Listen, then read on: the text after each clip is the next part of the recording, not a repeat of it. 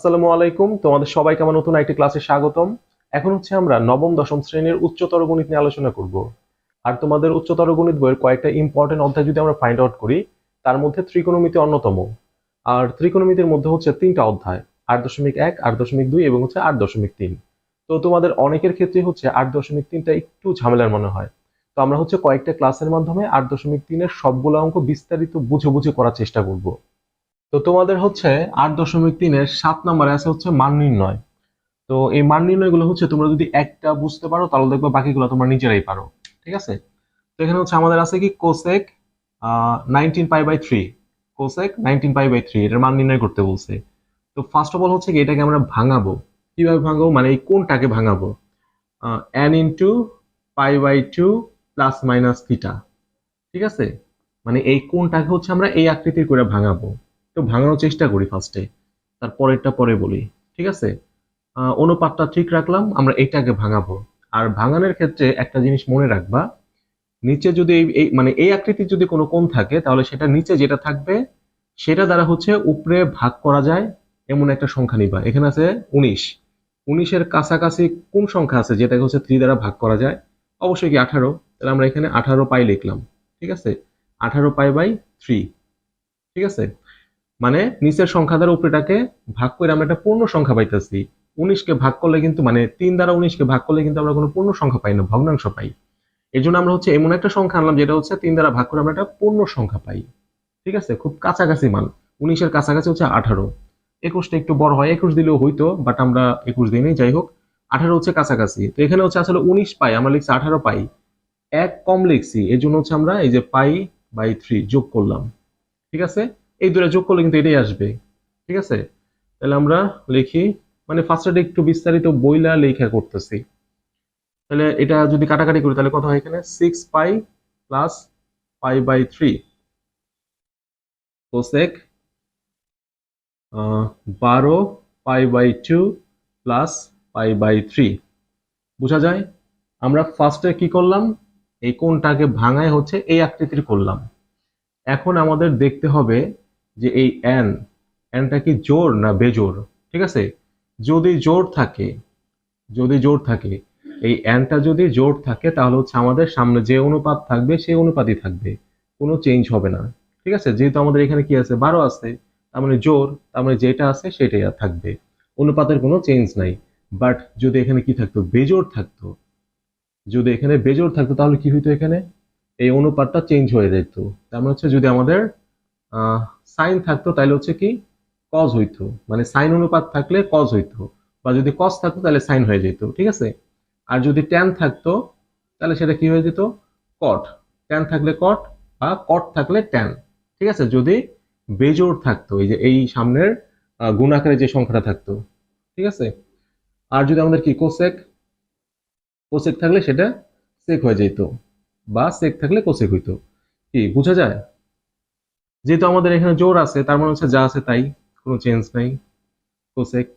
এখন দেখতে হবে যে এটা কোন কোয়াড্রেন্টে পড়ছে, মানে কোন চতুর্ভাগে পড়ছে। যেহেতু হচ্ছে কি 12 পাই বাই 2, তার মানে হচ্ছে 1 2 3 4 5 6 7 8 9 10 11 12। ঠিক আছে? এখানে আসছে তার সাথে প্লাস কিছু, মানে যে ফার্স্ট কোয়াড্রেন্ট। বোঝা যায়? মানে পাই বাই 2 হচ্ছে 12 গুণ, এই যে এটা কিন্তু পাই বাই 2, একটা দুইটা তিনটা চারটা পাঁচটা ছয়টা সাতটা আটটা নয়টা 10টা 11টা 12টা এখানে আসে। তার সাথে প্লাস কিছু আছে, প্লাস কিছু মানে হচ্ছে এই যে এখানে। ঠিক আছে?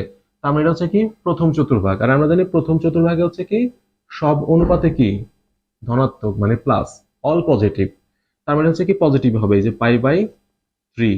ঠিক আছে? আমরা কিন্তু দুইটা জিনিস খেয়াল করলাম, যে আমাদের সামনের অনুপাতটা কি চেঞ্জ হবে কিনা। যদি এখানে কি থাকে, বেজোড় থাকতো, মানে যে এখানে এটা যদি বেজোড় থাকতো তাহলে হচ্ছে কি এটা চেঞ্জ হয়ে যেত। ঠিক আছে? চেঞ্জ হয়ে কোসেক ছিল, এটা হচ্ছে সেক হইতো।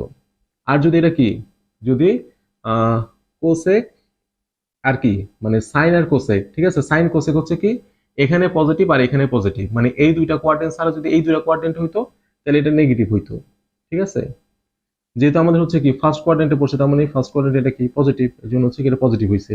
তাহলে এখন হচ্ছে কি আমাদের কোসেক পাই বাই 3। তো কোসেক পাই বাই 3 মানে কি, কোসেক 60 ডিগ্রি। কোসেক 60 ডিগ্রির মান কত? কোসেক 60 ডিগ্রি, সাইন 60 ডিগ্রি মান হচ্ছে √3/2, তার মানে হচ্ছে √3/2 এবং 2/√3। ঠিক আছে, আমাদের উত্তর হচ্ছে 2/√3। আমরা অনেক বিস্তারিত আলোচনা করলাম, যখন তুমি বুঝবা তখন দেখবা খুব শর্টকাটেই করতে পারো। আরো দুইটা ম্যাথ নিয়েছি আমরা 7 নাম্বার থেকে।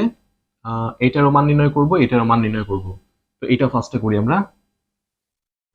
সাইন, তো ফার্স্ট কাজ হচ্ছে আমাদের n × π/2 প্লাস মাইনাস থিটা, মানে এই কোণটাকে হচ্ছে আমরা এই আকৃতির করব ফার্স্টে। তাহলে আমরা অনুপাত সাইনটা ঠিক রাখি, সাইন ঠিক রাখলাম আমরা। তো নিচে আছে হচ্ছে কত, 6, ঠিক আছে 6। তো 6 দ্বারা হচ্ছে কতরে ভাগ করলে পূর্ণ সংখ্যা পাই আমরা, 31-এর কাছাকাছি, অবশ্যই 30। তাহলে আমরা 30 লিখলাম, 30π/6 আসলে 31, আমরা লিখছি 30, তার মানে হচ্ছে প্লাস π/6। ঠিক আছে, এই দুটো যোগ করলে কিন্তু আমরা এটাই পাই। সাইন, তাহলে কাটাকাটি করলে কত হয়, 5 6 30, তাহলে আমরা এটাকে লিখতে পারি 10π/2। ঠিক আছে, 10π/2 প্লাস π/6, মানে এক লাইন কম করলাম আমরা। এর আগেটা কিন্তু ভাঙাই করছি, এটা আমরা এক লাইন কম করলাম, কারণ হচ্ছে আমরা যদি এই 30কে যদি আমরা কি 6 দ্বারা ভাগ করি তাহলে কত, 5π পাইতাম, 5π। তো ওই 5πকে আমরা কি করলাম, 10 × π/2 একবারে লিখলাম। ঠিক আছে, যাই হোক। তো এখন কি করব আমরা, এখন হচ্ছে আমরা দেখবো যে প্রথম কাজ হচ্ছে এখানে যেহেতু আমাদের কি জোর আছে, তার মানে সাইন সাইনই থাকবে, চেঞ্জ হবে না। তারপর দেখবো হচ্ছে কোন কোয়াড্রেন্টে পড়ে, 10 বার, 1 2 3 4 5 6 7 8 9 10, এই যে এখানে তার সাথে প্লাস কিছু, মানে এখানে থার্ড কোয়াড্রেন্ট। তো থার্ড কোয়াড্রেন্টে হচ্ছে আমরা জানি ট্যান এবং হচ্ছে কট পজিটিভ, ট্যান এবং কট পজিটিভ আর বাকি সব নেগেটিভ, তার মানে সাইন হচ্ছে নেগেটিভ, তার মানে হচ্ছে সামনে একটা মাইনাস চিহ্ন আসবে। ঠিক আছে, আর এই যে π/6 বোঝা যায়, যেহেতু আমাদের এই কোয়াড্রেন্টে আসছে আর এই কোয়াড্রেন্টে হচ্ছে কি আমাদের সাইন নেগেটিভ, এর জন্য হচ্ছে মাইনাস সাইন π/6 হইলো। ওকে, আর সাইন π/6 মানে হচ্ছে সাইন 30 ডিগ্রি, আর সাইন 30 ডিগ্রি মানে হচ্ছে হাফ, আর যদি এটা মাইনাস আছে তার মানে হচ্ছে মাইনাস হাফ। আমাদের উত্তর হচ্ছে মাইনাস হাফ। এখন হচ্ছে আমরা এটা করব, তো এটা হচ্ছে আমরা সেম ভাবে ভাঙাবো। তো একটা জিনিস একটু এখানে খেয়াল করো, আমরা জানি কি, আমরা জানি হচ্ছে সাইন মাইনাস থিটা ইকুয়াল হচ্ছে মাইনাস সাইন থিটা, এর বিপরীতটাও সেম।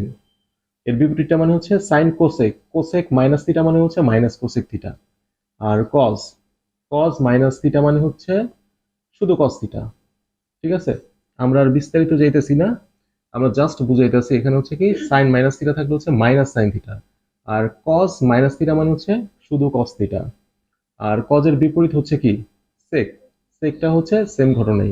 ঠিক আছে, আর ট্যান, ট্যান মাইনাস থিটা মানে হচ্ছে মাইনাস ট্যান থিটা, আর এটার বিপরীত হচ্ছে কট, ওই কটও কি মাইনাস। ঠিক আছে, শুধু হচ্ছে আমাদের কজ আর সেকের বেলায় হচ্ছে কি মাইনাসটা চলে যায়। এটার একটা কারণ আছে, আমরা অন্য একটা ক্লাস আলোচনা করবো না, জাস্ট একটু একটু জেনে রাখো। ঠিক আছে, তার মানে এটা যদি আমরা করতে চাই তাহলে কি হবে, এখানে মাইনাস আছে তার মানে মাইনাসটা চলে যায়, 25π হচ্ছে কি 6। ঠিক আছে, এখন আমরা হচ্ছে কি নিচে আছে কি 6, তো 6 দ্বারা ভাগ যায় 25-এর কাছাকাছি কত, মানে ভাগ করলে পূর্ণ সংখ্যা পাবো 24। ঠিক আছে, তার মানে কজ 24π/6, কি করছি আমরা 25 আসলে 24 লিখছি, কম লিখছি, তাহলে হচ্ছে প্লাস π/6। ঠিক আছে, তাহলে এটা কি করবো, ভাগ করলে কত হয়, 4 6 24, 4।